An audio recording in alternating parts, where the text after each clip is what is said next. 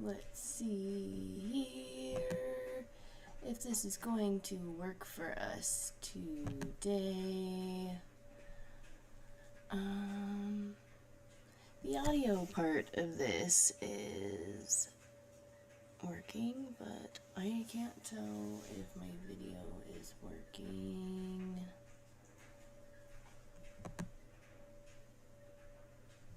Maybe that works.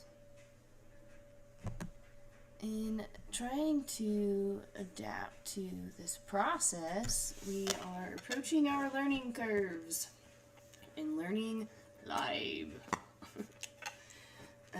We'll make this one a fairly quick one, and we will discuss orientation, orienting, how to orient yourself in regards to transformation. Where do we find our space? We're going to do that through divination or divinatory tools, just in this space.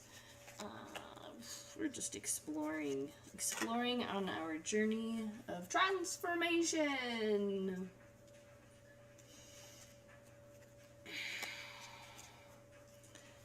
If we're going to pull out something here,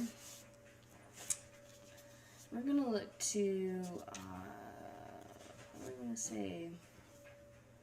I suppose our flamingos.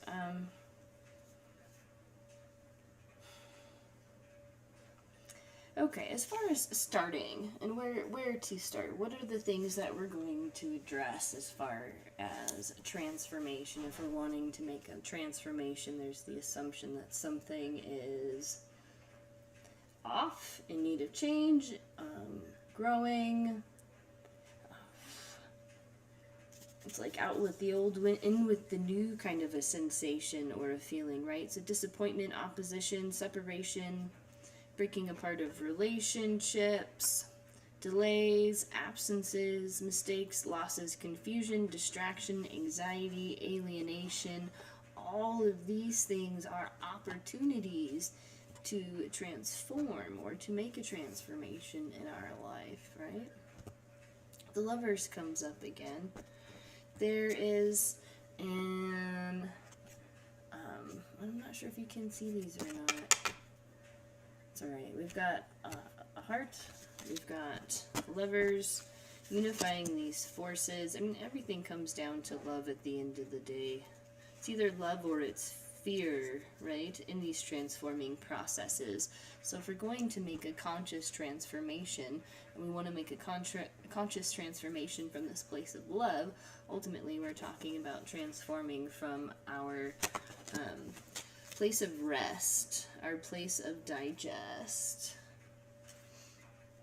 I always get these ones backwards as far as sympathetic and nervous sympathetic. Let me look real quick. If you know, you know.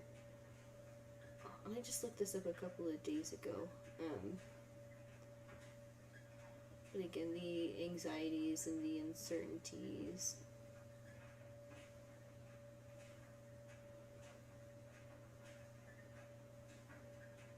Okay, so parasympathetic is rest.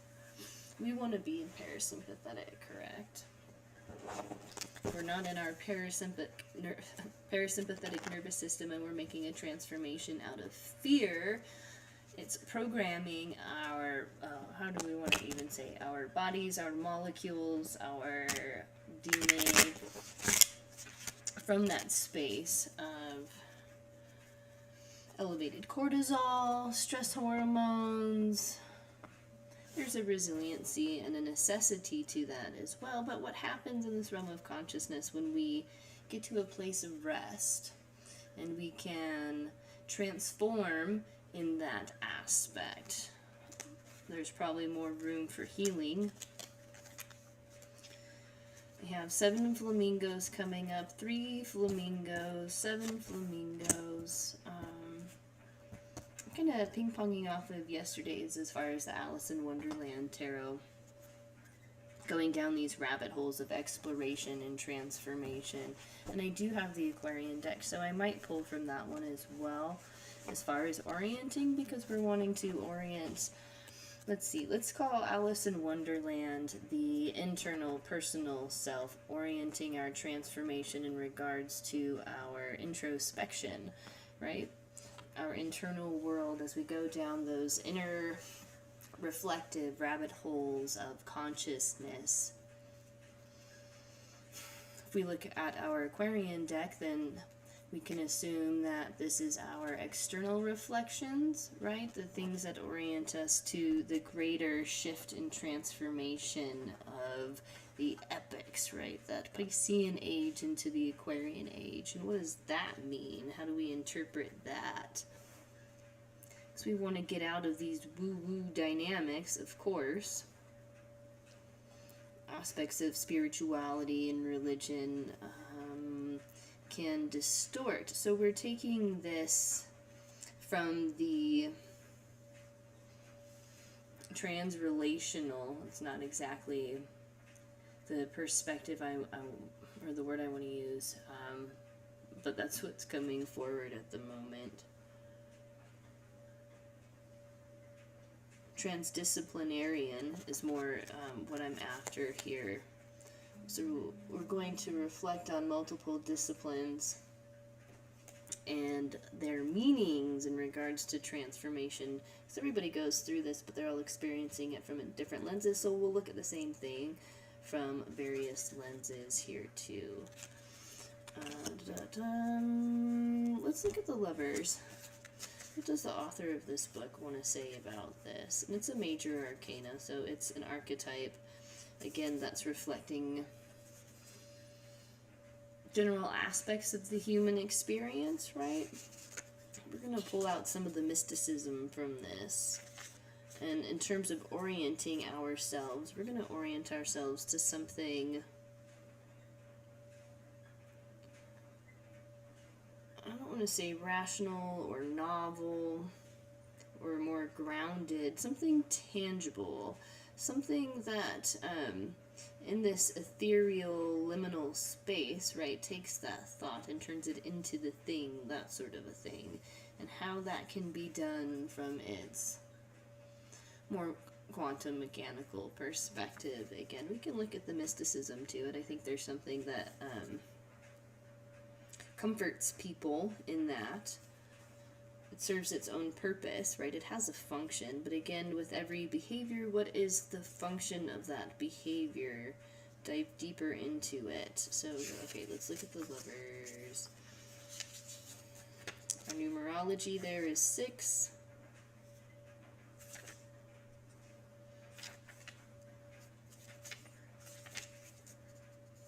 And it's, in this one, I think it's funny because the Lovers is Tweedledee and Tweedledum. They're twin brothers.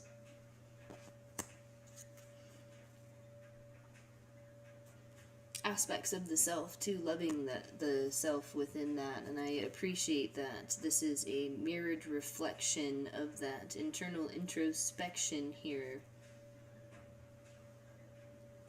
Things that may look similar from the outside could be different from the inside. Again, what is the function of these two? Of what is the function of the Tweedle and what is the function of the Dum? Tweedledee and Tweedledum. They're the closest pair in either book. They're pictured here arm in arm, and above them is the crow who broke up their battle by blocking out the sun. This is the card of interaction between two people and among family and friends. It also represents unexpected events and meetings. Alice met the pair by chance, and as the crow surprised the twins. Crows are reappearing, kind of following me around.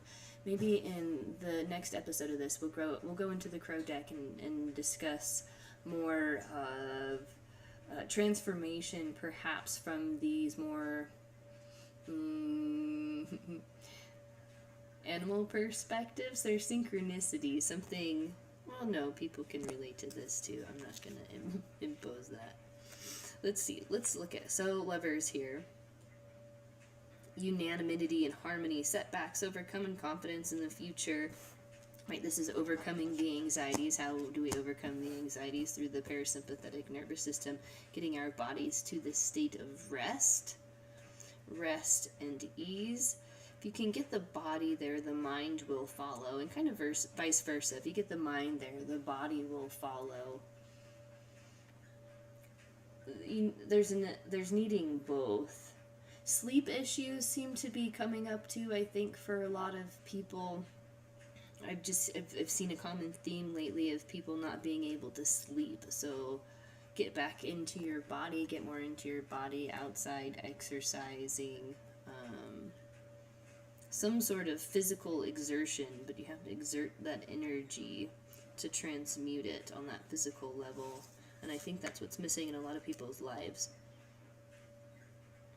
Let's see, blindness to the future and its certain trials, all aspects of love, especially that of friends and relatives, freedom, strong emotions.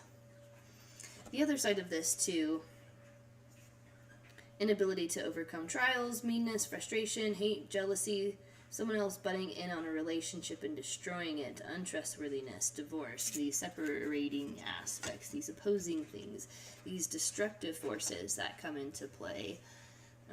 These will appear in these times of transformation for you, especially as you're shifting and changing. You'll begin to note the healthy boundaries that you'll have to establish in order to keep those energetic frequencies at bay and from influencing you. It's going to be difficult, though, especially in relationships. Communication has to be super key.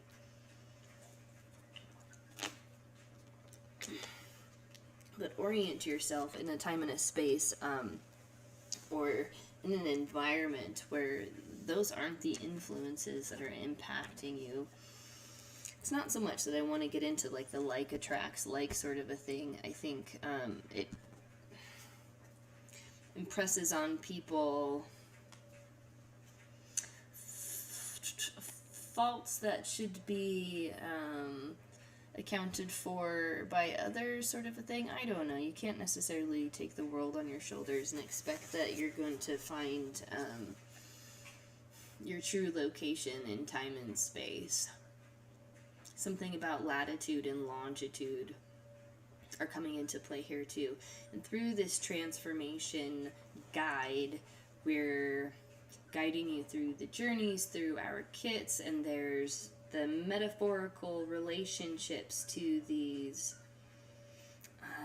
explorations, right? These perhaps maps or these locations where we get to orient ourselves into time and space, and how we're going to orient our time and selves in that time and in that space, or how we're going to interpret and translate that. It's going to be very individualized. It's not going to look the same for everybody. Let's go look back to these these 7 flamingos. We looked at flamingos already, and for the sake of understanding, flamingos here relate to swords, spades.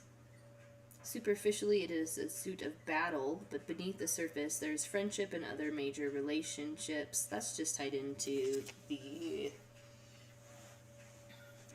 I suppose, the arcana.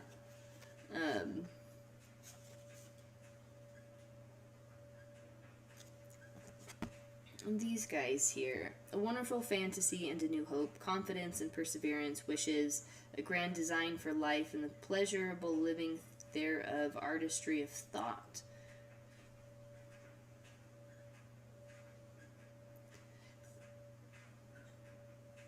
Let's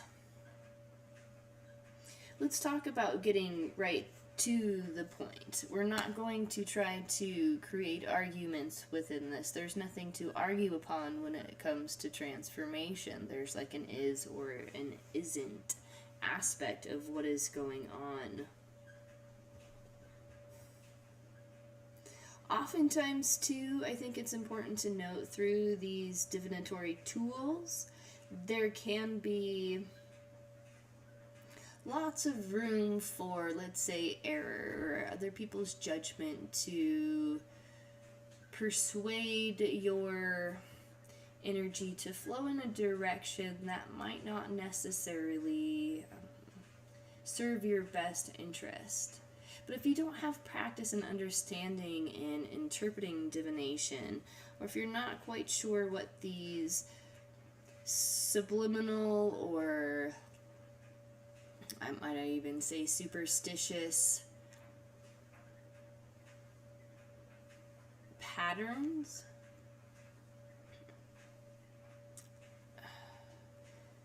Just be careful that you're not using these as self-confirmation tools or confirming biases by allowing these subconscious things to manifest themselves in a way that, again, might be destructive for others. This isn't a space that's meant to tear people down, and I believe that there are other entities or influences that might be disturbing the waters. Be careful of what is disturbed within that time and that space, because there's multiple layers of disturbances that are influencing these transformations. So patience is going to have to be employed, deployed even. 4 pepper grinders. How are we doing on time? Oh, we've got a lot of information in this first 15 minutes here. That's all right.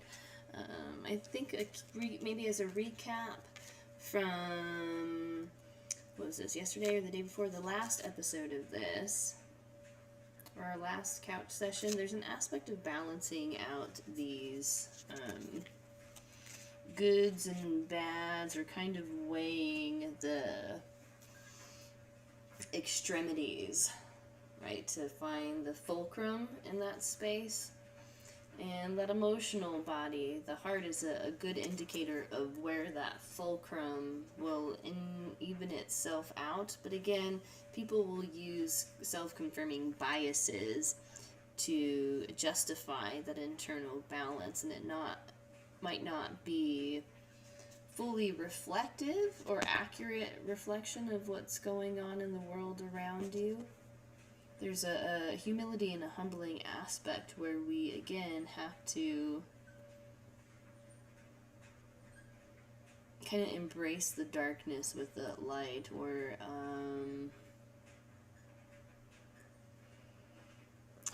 something about that crow blocking out that sun.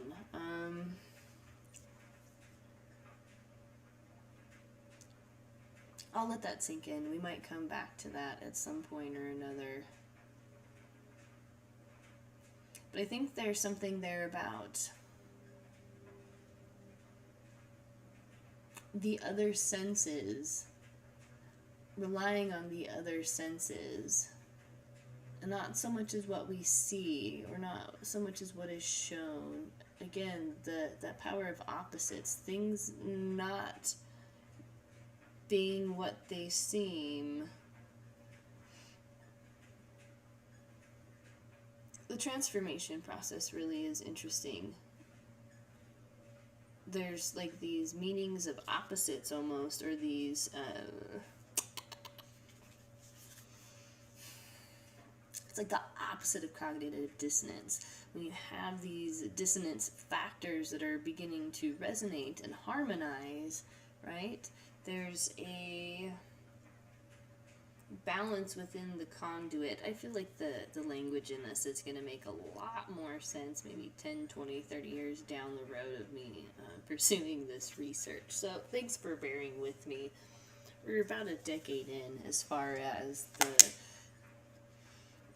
the baseline for my approach to this, the neurological implications of aesthetics and consciousness, right? There's a lot that's tied into that. It's broken down quite a bit through variations of my work, but it would require a dedication and an investigation through the works, and that I don't know that anybody would really want to do, but that's fine. I think that the pieces of information that show up for you, if there's something that is resonating, may it orient you in your transformation so that you can begin to understand how to make more evolved decisions in your life. We're going to look at our 4 pepper grinders.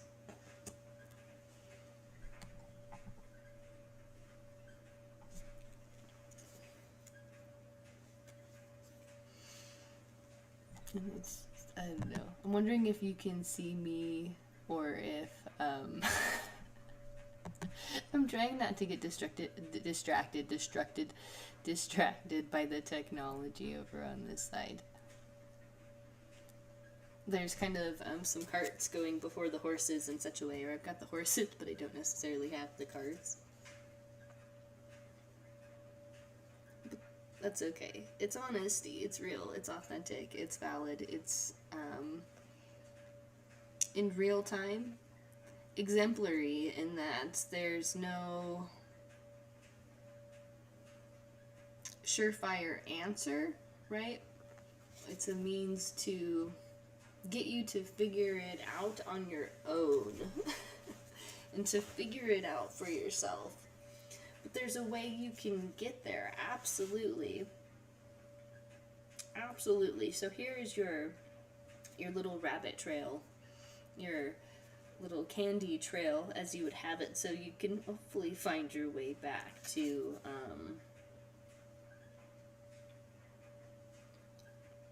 the real world. Get yourself out of this rabbit hole. I don't want to call it the real world. I like calling it that 3D, right? That third dimension.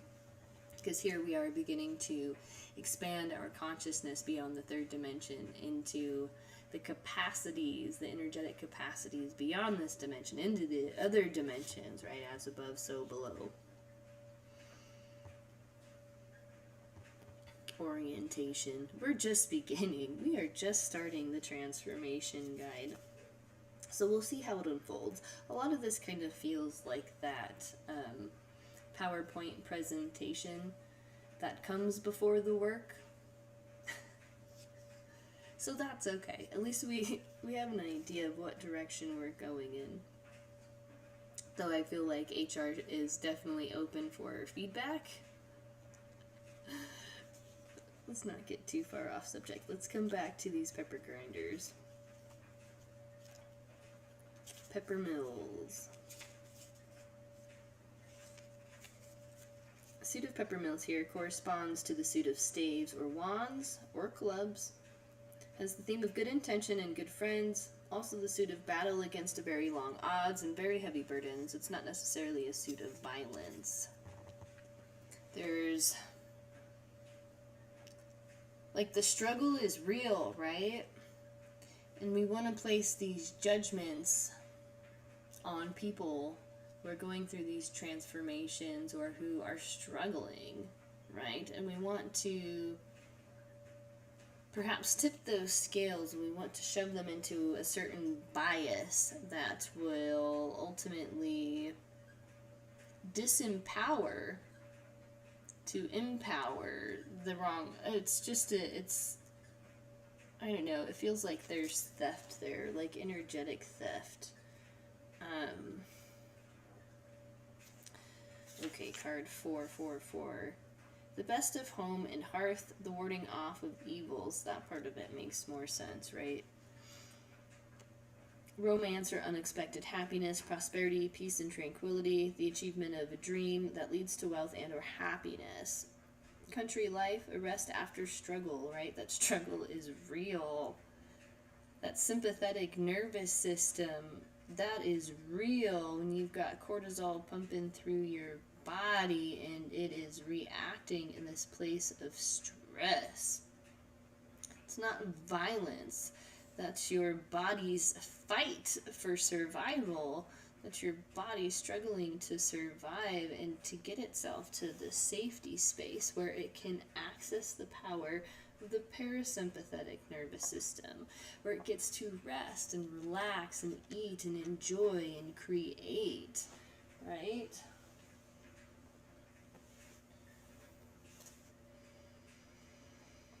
Ooh, breathe in that picture of peace, a rest after struggle. You can get through it, but the struggle is real. You have to struggle through it.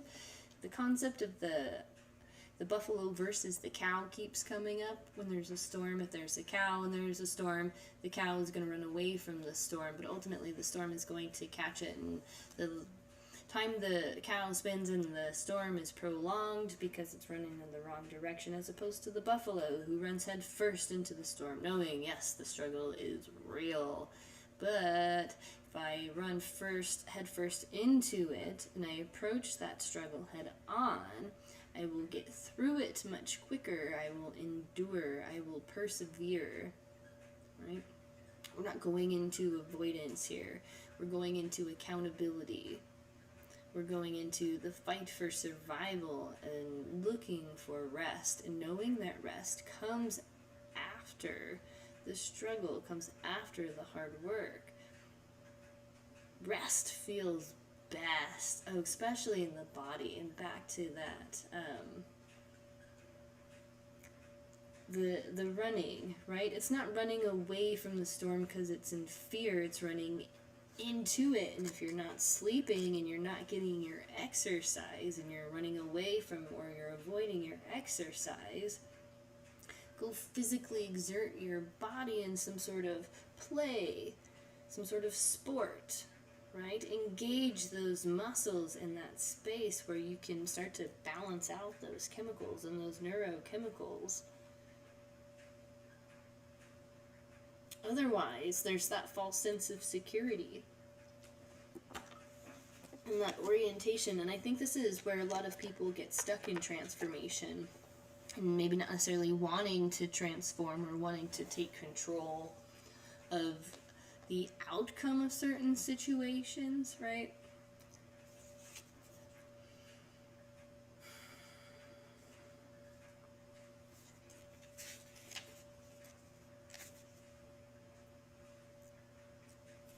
They get really secure and comfortable in the predictability of the way things are, right? Accessing means of survival, food, sex, right? Relationship dynamics, shelter, work, money, investments, procuring some sort of security, perhaps an identity through seeking recognition or needing recognition in order to validate one's sense of being. Right? People get very stuck in this false sense of security. And they get to these devious or manipulative tactics that allow them to uphold that. Again, further reinforcing that insecurity or that false sense of security. But a lot of these material things that people base their value off of, that they don't want to perhaps disassociate themselves from, makes them uncomfortable, leaves them feeling uneasy, right? Uneasiness. So perhaps ask yourself that. You have to make yourself uncomfortable. You have to experience discomfort and do things outside of your comfort zone in order to learn something new, in order to make a change, in order to make a transformation. Bypassing is not the way to go, and this happens so much. People want to forego doing the work or taking the accountability, and they just want to act like everything's okay and whatever, and just forget about something, blah, blah, blah. You know, that in spiritual bypassing, that just be happy and,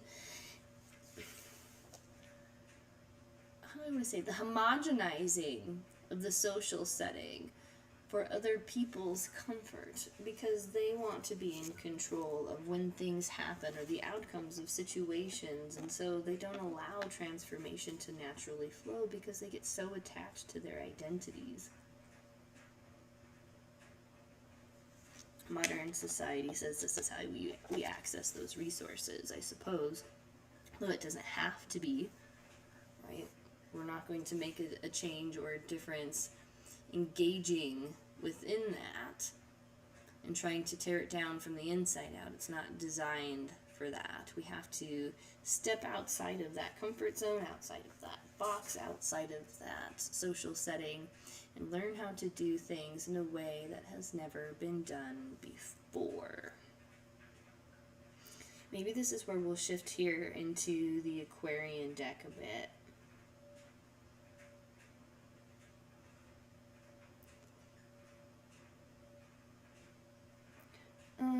Maybe it's necessary just to kind of throw this one out there.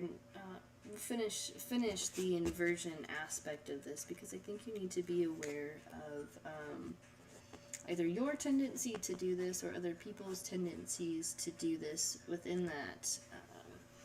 Things not seeming as they are, and being able to lift up the veil. When you lift up the veil, what is going to be underneath? That false sense of security, uneasiness, even in the face of full security, never being sure of what one has, ruthlessly holding on to possessions, happiness diluted by subconscious inhibitions. Again, that angst and anxiety, right? And being caught up in that sympathetic nervous system and that fight or flight mode.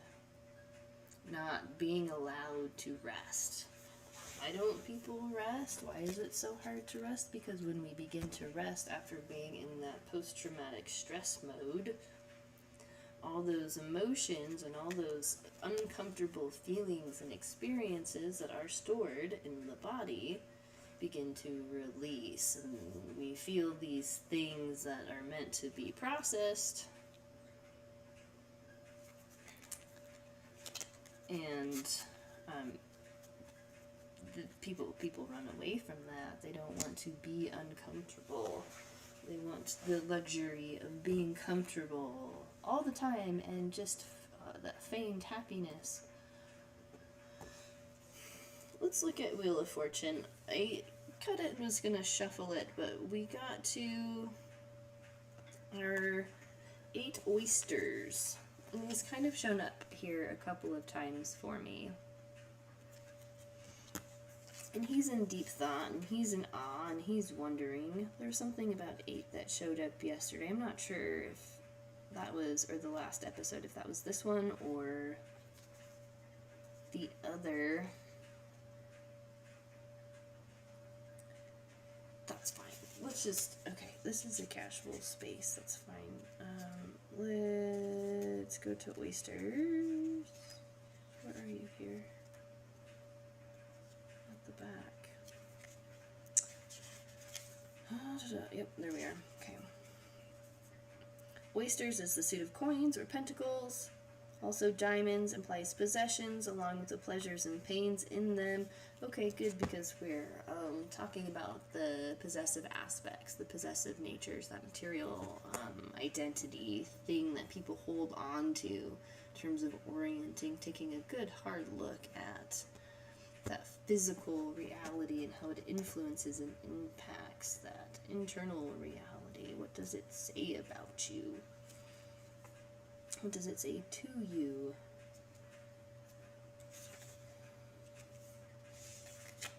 Was that all there?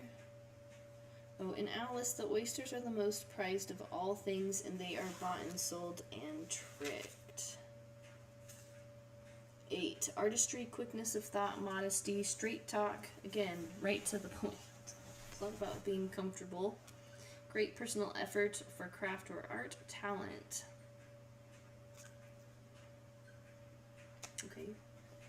Being creative, being authentic, and I really like that concept of going to the door before your practice and kicking out your ego and opening up your channel to, dare we say, God's greater work. Connecting into, dare we say, the morphic resonance field and accessing information that is outside of us. Wheel of Fortune is here. I mean, you have to take the chance and spin the wheel, and then you get what you get and you adapt, and then you run with that. You make it work, right? It's not spinning the wheel over and over and over again until eventually you get what you want, or, you know, turning that wheel to that point, forcing it into play. the frustrations, right? I'm beginning to hold my head. As we're looking kind of again into the things that may be preventing these transformations from flowing and happening with ease. You know, we've got our 9 flamingos here, you know, he's holding his head and then this frustration and all the monkey chatter and the ideas, and it's just like, you know what? Let me be.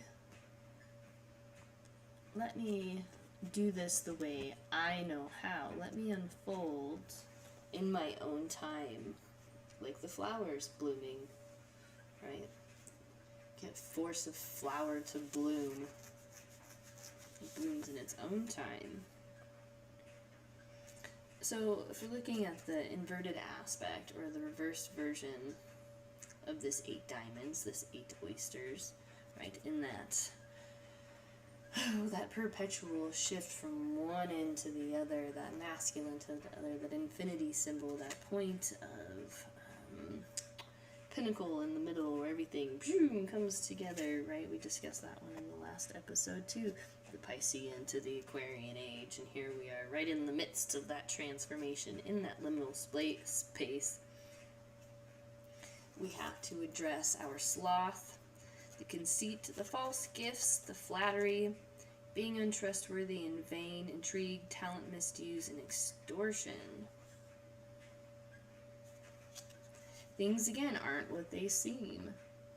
We're very drawn to the bright and shiny things, the bright and shiny, ooh, this looks cool, this looks popular. And all I can think of is like the Hollywood Illuminati controversy, you know, whatever, getting into these radical ideologies and theories, right, of like false propagandas and the subliminal messaging. Basically, the idea there is what is being programmed through the subconscious in these creative spaces, and those who are aware of the powers that are accessed within that, right? If not guided by ethics and moral standards, have these opportunities to be incredibly manipulative, incredibly deceptive, to fulfill and meet these egoic needs of material exploitation. They have to have the most, they have to be the best, the biggest houses, the most this, the external things outside of them, or that external validation to secure their internal identity. Oof. We're trying to shift that energy around, right?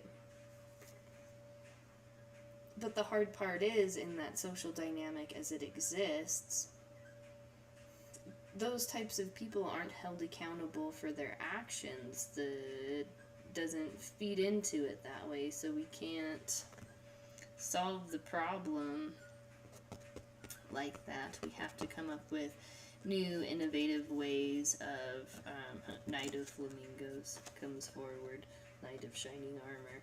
It almost looks like an Einstein in here, using our intellect to tap into source in order to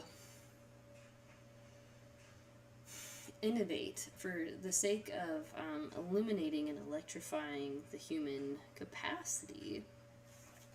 Do I want to look at the Wheel of Fortune here? Maybe real quick. It's one of my favorite cards. Very intrigued by it. I even tattooed it on me. Let's see. The dodo, the mouse, the owl, the eaglet, a guinea pig have just completed a caucus race, whose stopping point is in the hands of fate. All opportunities are present, and many will be grabbed and held. Fate comes into play, kismet comes into play, that which you're destined for. Ultimately, change and transformation are going to happen, so it's coming into alignment with that ultimate purpose, right? I like these as a tool because as an authority, it's not me telling you, right? It's the idea of chance. there are other things here that are guiding that. Having faith in whatever comes up to be worth pursuing, perhaps.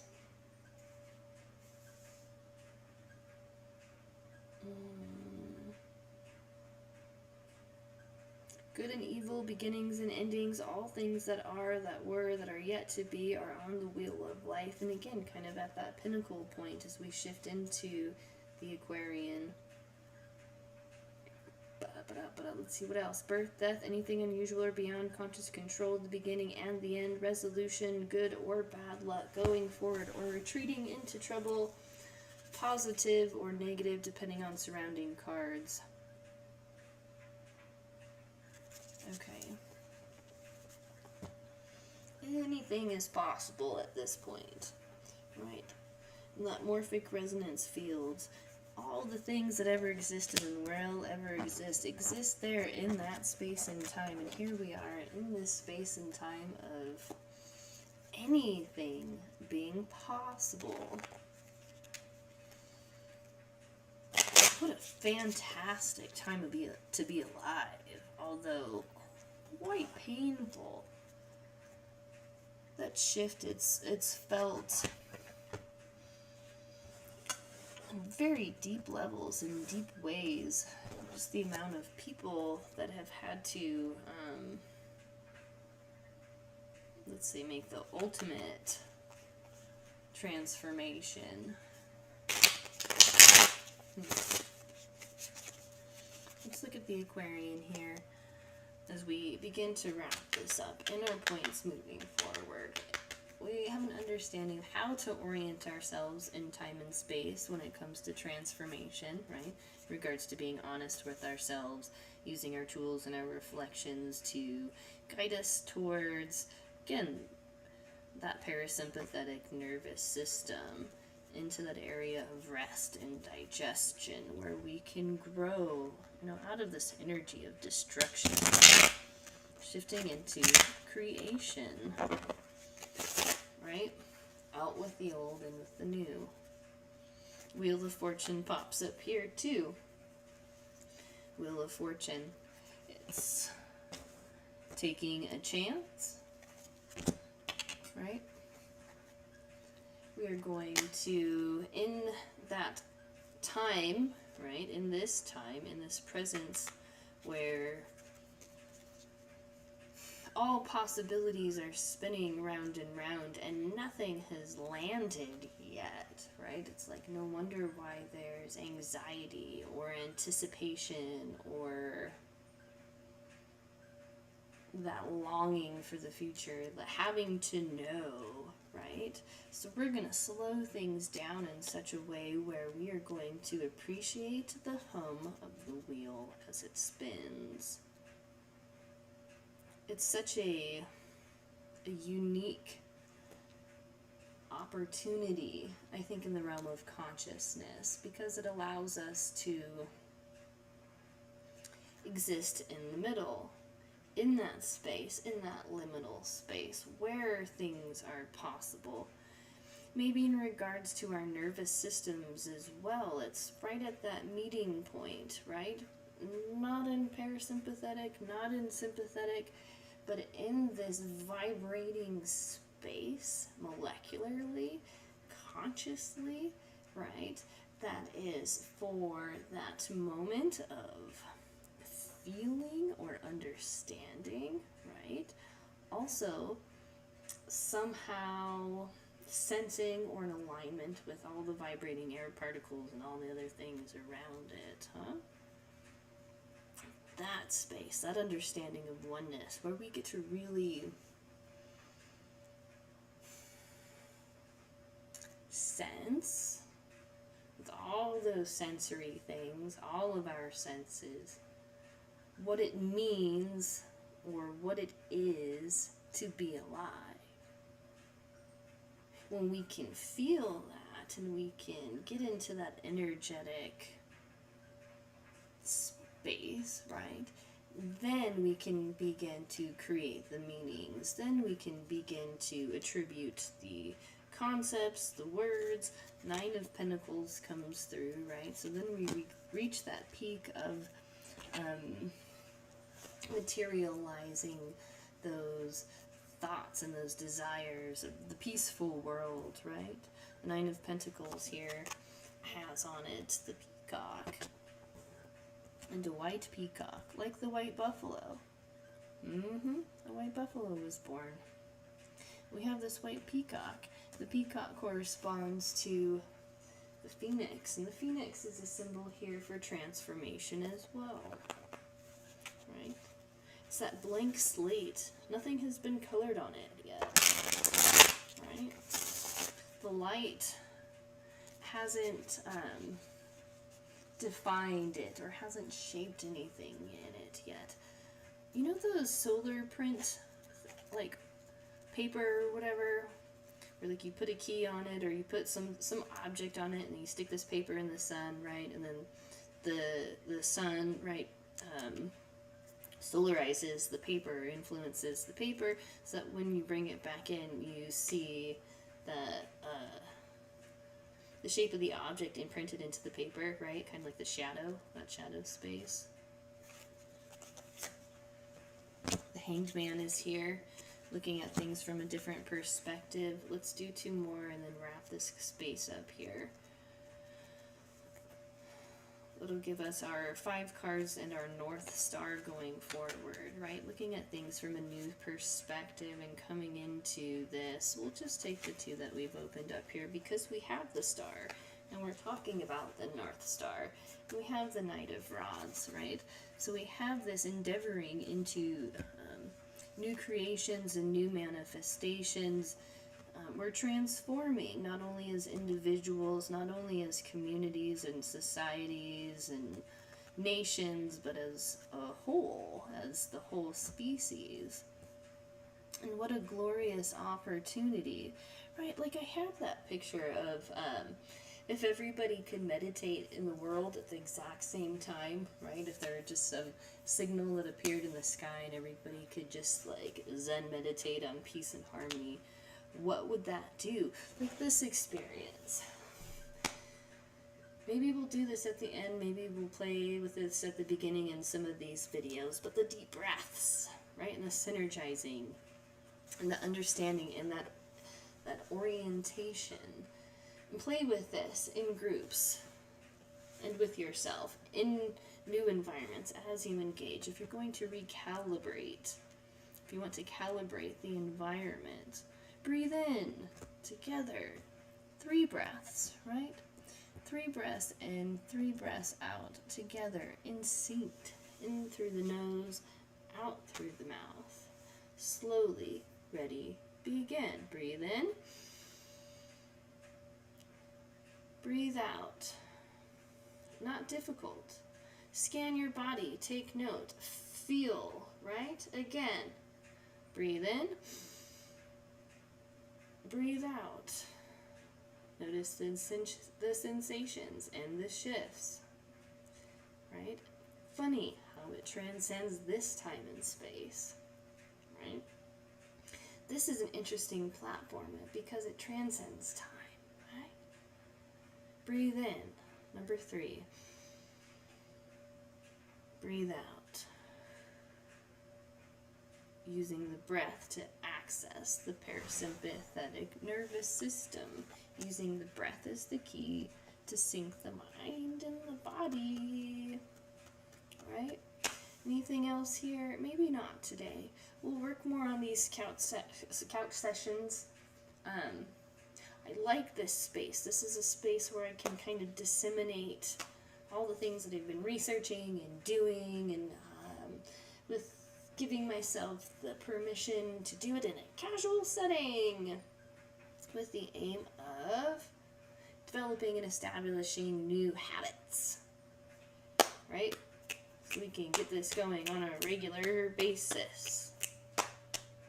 Anything else? I don't think so.